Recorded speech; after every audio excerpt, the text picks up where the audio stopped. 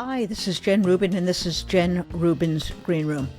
Fresh off the presses, we have the D.C. Circuit's decision on immunity. If you recall, Judge Chutkan in the D.C. case concerning January 6 ruled that there is not absolute immunity for Donald Trump, that he can be prosecuted for crimes committed during his presidency.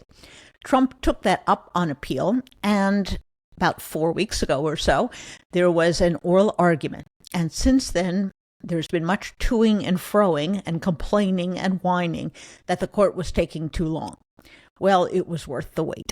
It was a unanimous opinion called a per curiam, meaning for the court as a whole.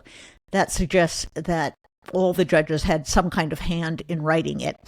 And it was unequivocal, it was scholarly, and I think it's bulletproof. Essentially, the court says it would be absurd, it would collapse our entire legal structure for Trump to be able to claim that a president is immune forever for whatever he does in office.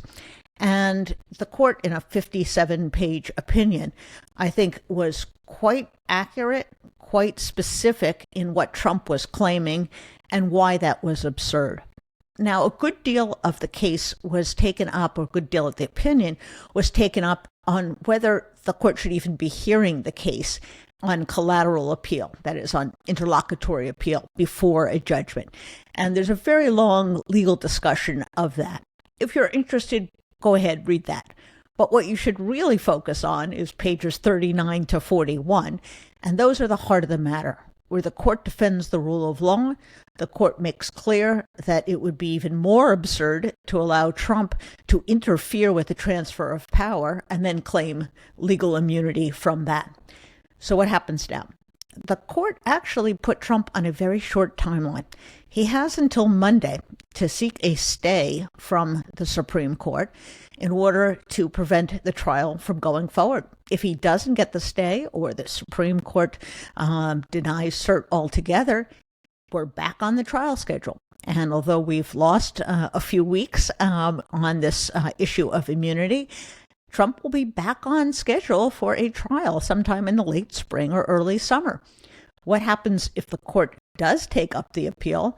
Well, it could hear it on an expedited basis, the same way that it is hearing now this week, actually, the decision on whether Trump is disqualified under Section 3 of the 14th Amendment. If that happens, then we have a later start. But I am quite confident that either way, there will be time to get in a final verdict before the election. It may be close if the Supreme Court takes up its time, but I think we're going to get there. And that is important because a great percentage of the Republican Party, forget about independents and Democrats, say, at least they say now, that they will not vote for Trump if he's a convicted felon. And we're going to get two tries at that. Alvin Bragg will be bringing his case to trial in March. That's the falsification of business records under New York law. And then we will have the December 6th trial. So this is good news for the rule of law. It's good news for democracy.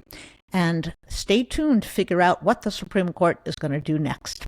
Don't forget, if you enjoyed this program, to click here, follow, like, and subscribe. We put out videos twice every week at Jen Rubin's Green Room.